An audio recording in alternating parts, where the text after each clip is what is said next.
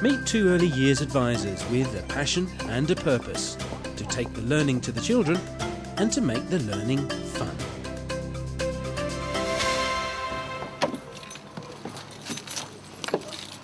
Well, when you go into a setting for the first time to introduce a puppet, it's quite a good idea to have a puppet that you feel comfortable with.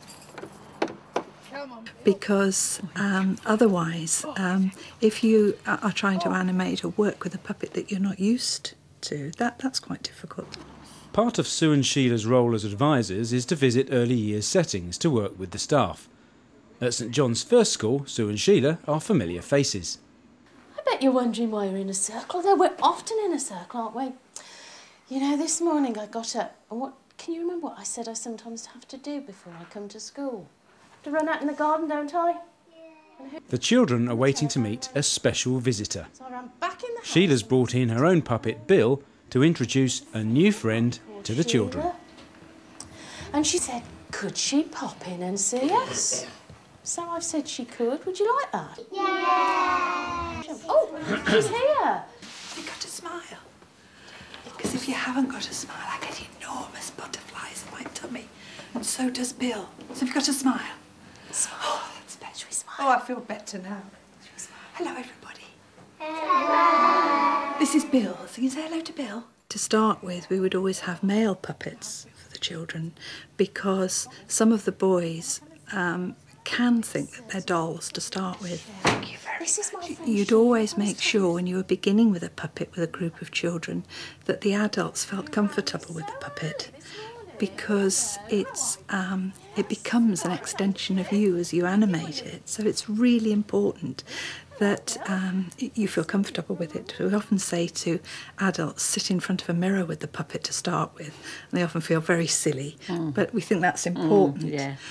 But when we take it into a group of children, we don't animate the puppet too much to start with, because they can threaten children. Just reaching out with a hand can be quite threatening when you've thought that it's a lifeless doll and suddenly it comes to life. Because most people, most adults, not just children, but most adults will think that the puppet has life as soon as you start to animate it.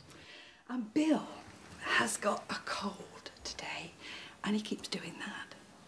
You don't do that, do you? No. So if you see him do that, you've got to tell me, and then he'll get his handkerchief out and go, are you sniffing again?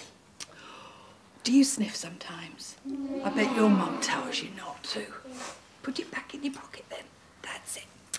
We've got a special treat for you to do. Well, I hope it's a special treat. But Bill's got a very good friend called Bernard. And Bernard's been staying with us for a while. Well, they've been playing up so much because Bernard wanted to come and be with a class of children. And Mrs. Morell said he could come here. Yes, we haven't got a Bernard, so we'd quite like, got a Bernard. We'd like to look after Bernard, wouldn't we? So Bernard is going to come and stay with you if you'll have him. Will you have him?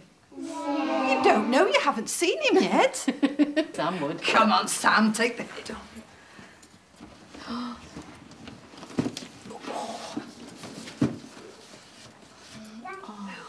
is it? Oh, it's Bernard, look. And Bernard, do you think, have a look at them. Do you think you'd like to live here, Bernard? Oh, I think you would. So, Bill has been packing him a special little bag to come here. Shall we see what he's got in his bag? Yeah. I also think if you don't give the children time to identify with the puppet, you can threaten them very easily. Because, as I said, when it starts to animate, children can be quite frightened. And if you haven't given them an opportunity to cuddle it, feel it, hold it themselves, they can sometimes feel quite threatened. Yeah, a really nice thing to do is to use your puppet, put your puppet in the garden, perhaps take some photographs of the puppet in a situation, and then you can take that photograph in And, you know, oh, look what so-and-so's done today.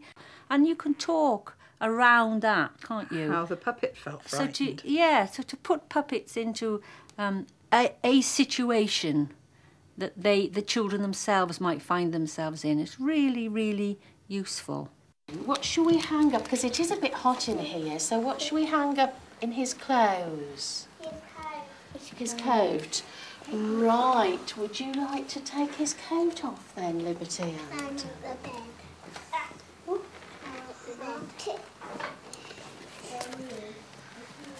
They got it off? Nearly. Right. I'm not holding. And Daniel, would you like to go with Nathan then? And then children can often take a new puppet that's been introduced into their setting to have a look where their peg is, to have a look where the toilets are. All the things that could be worries for themselves, they will then put onto the puppet and be able to show the puppet bits of their life, which I think is, again, it's lovely. Good boy. Oh, well done. So when we bring him in after play, make sure he looks for his name, and if he doesn't know his name, what picture have you got to look for? The red train. The red train, right, come on then. You can use a puppet in so many different ways, and if for instance you have one that doesn't have a friend today, you know, and you can sort of set a scenario around, and the puppet is the central character, and often you're talking about the puppet, but the children relate the whole scenario to themselves. So if you're saying, oh, you know, so-and-so hasn't got a friend today, and I wonder how you're feeling, and often the children will tell how they feel when they haven't got a friend, and I think in that situation it can be used in a really, really powerful way. Are you all ready? Different puppets can be used for different reasons. At St John's, Colin the cow helps the children with their numeracy. No, I don't think he wants to speak to you very much today. Maybe he's too tired. Well, he's had a good long sleep. Yeah, they can count. Can you count? No. He says he's learning. Do you think you could show him how you count all the way up to 10? 1, 2. Most children can engage with puppets. Usually they don't feel threatened by them, and many of our puppets the children can teach the puppets something, and there's always a puppet that knows less than a child, and so most children are put in the teaching situation, and I think that's a really good idea. Can you remember how to play numbers in your head? Yeah. So can you close your eyes then? Can you stand up and close your eyes? Close them. Put your hands over.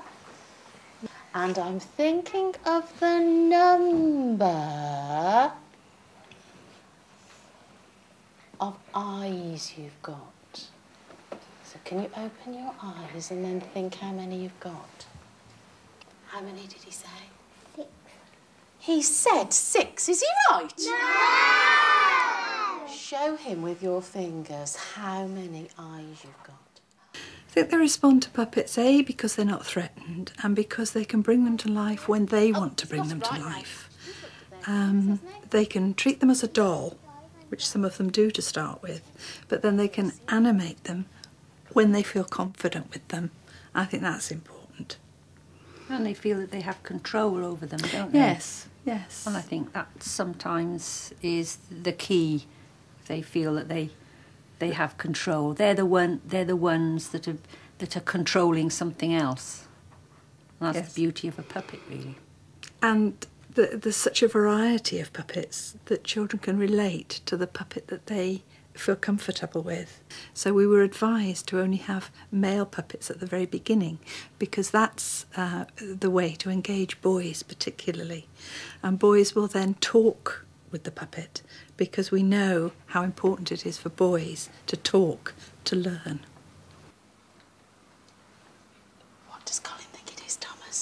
2.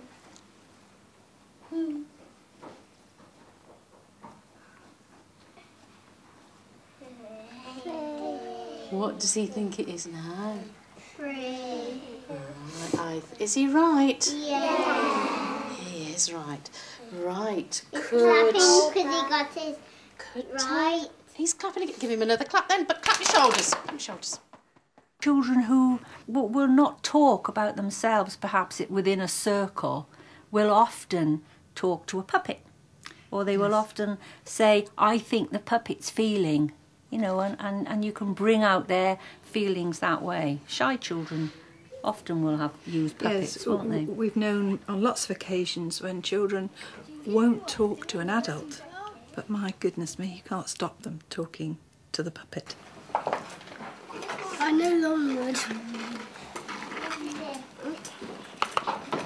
The little hermit crab is really useful to use with children who are very, very quiet, because the hermit crab will only appear when they start to talk. And they've got to keep talking in order for the hermit crab to come out. If they stop talking, the hermit crab goes back. So it's really good to encourage quiet children to talk. It's a deeply emotional relationship some children can have with a puppet. They will tell the puppet something that they won't tell any other adult. And when they're feeling a bit down or miserable, you'll find them going there hugging the puppet. And also they want to make sure that the puppet is comfortable, the puppet has enough to eat, the puppet has somewhere to sleep. It is an emotional, caring relationship. And sometimes the only person that child will be caring for, because usually they're in the cared for situation.